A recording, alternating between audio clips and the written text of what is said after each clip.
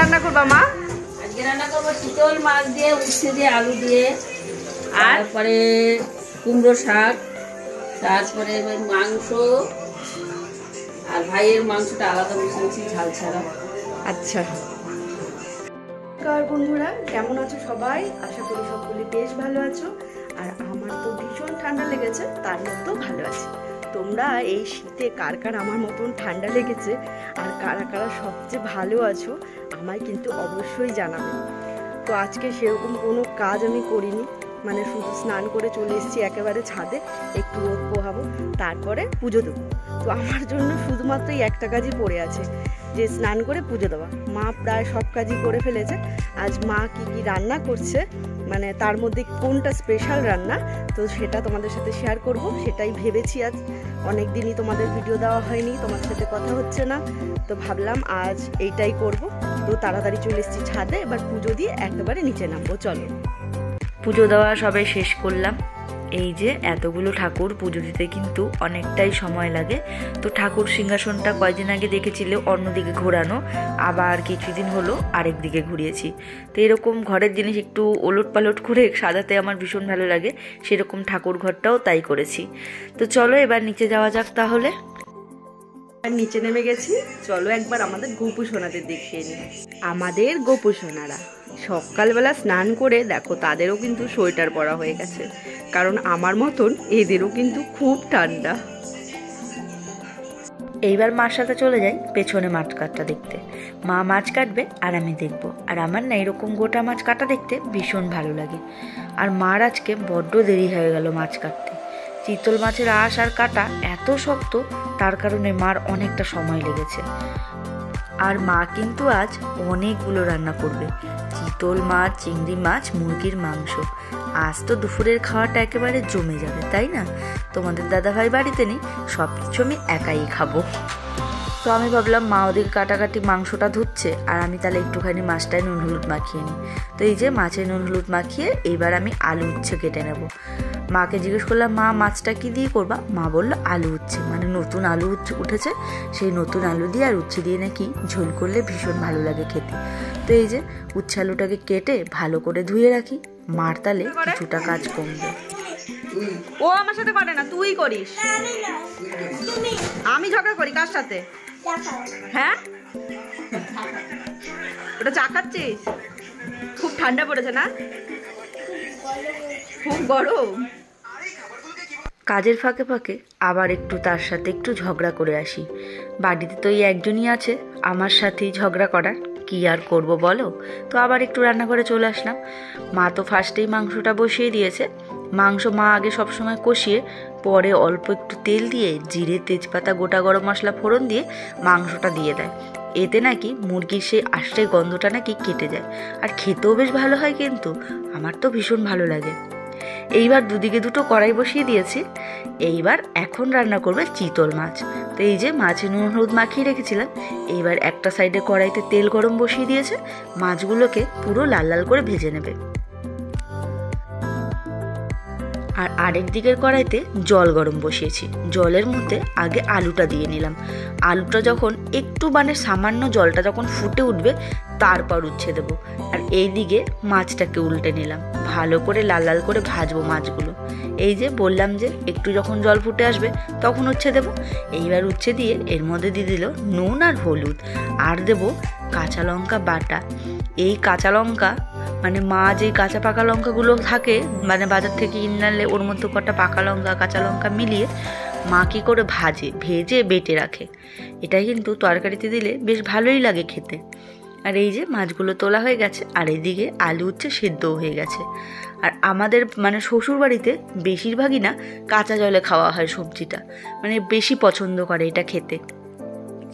ব্যাস এবার কড়াইতে তেল দিয়ে ওর মধ্যে জিরে, তেজপাতা আর দিয়ে দিল আদা বাটা। ব্যাস ওইটাকে কষিয়ে এইবার এই যে মানে উচ্ছে আলুর ঝোলটাকে ঢেলে দিল। এই যে ফোড়নের গন্ধটা নাকি লাস্টে থাকে, এইটাই খেতে কিন্তু ভালো লাগে। এর জন্য আমার শ্বশুরবাড়িতে ফোড়নটা লাস্টে দেয়। এইবার মাছগুলোকে দিয়ে দেবে।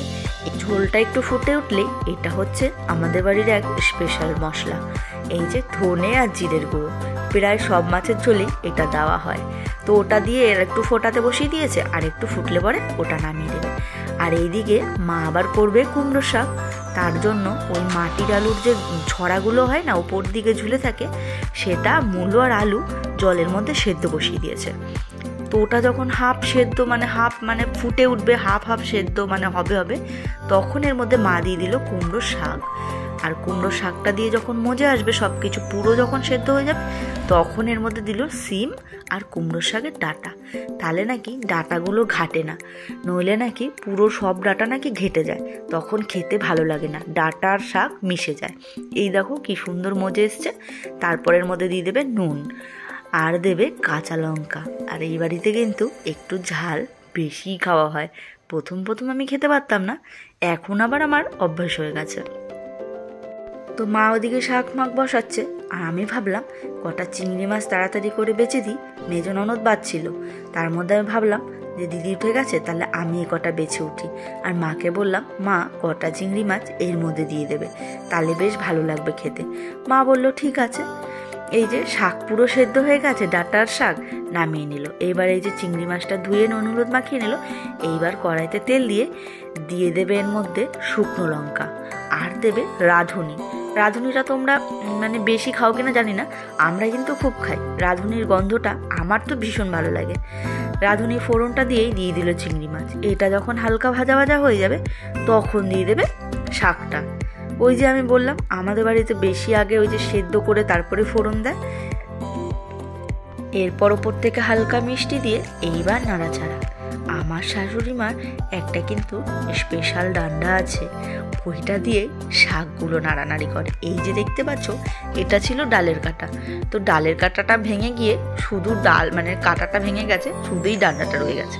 তো এইটা দিয়েই শাক পাতা হলে আমার শাশুড়ি এইটা দিয়েই নাড়া দেয়, তাহলে এই যে সব ঘেটে যায়, কি সুন্দর মাখো মাখো হয়ে যায়।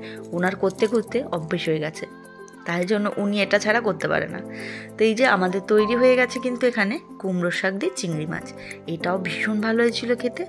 আর একটা রেসিপি হচ্ছে, চিংড়ি মাছ বাজেছিলাম, যেই খোসার মাথাগুলো বেঁচেছিল সেটা দিয়ে হবে বড়া। এই যে মিক্সচারে পেস্ট করে নিয়েছে ওটা, দুটো লঙ্কা দিয়ে এইবার এটাকে মাখবে। এর মধ্যে হলুদ, নুন, চালের গুঁড়ো, পেঁয়াজ কুচি, ধনেপাতা কুচি সব দিয়ে মেখে বড়া ভাজবে। এটা আমি অবশ্য ফার্স্ট টাইম খাবো, কারণ আমি মাথা বাটা খেয়েছিলাম, মাথা বাটার বড়া খেয়েছিলাম, কিন্তু আমি খোসাটা খাইনি। তো আজকে মা এটাও করলো। মা বললো খাবি, তাহলে দাঁড়া করে দিই। তো আমি বললাম তাহলে করলে তো খাবোই। তো এই যে আবার কড়াইতে তেল দিল, এইবার গরম গরম বড়া ভাজা হবে।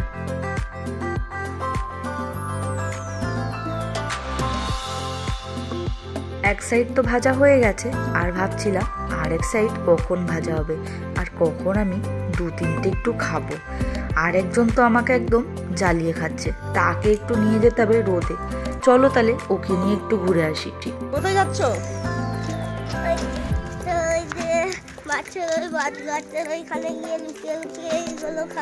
তাই ঠিক আছে, চলো। ভালো খেতে, টক না মিষ্টি? খাও, খেতে ভালোবাসি না তাই।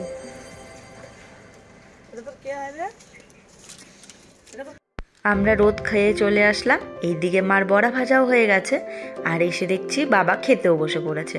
তো মা আজকে রান্না করেছে মাংস আর চিতল মাছ আর নতুন আলু উচ্ছে দিয়ে, আর এই যে কুমড়ো শাক করেছে চিংড়ি মাছ দিয়ে, আর ওই যে চিংড়ি মাছের খোসা আর মাথা বেটে বড়া।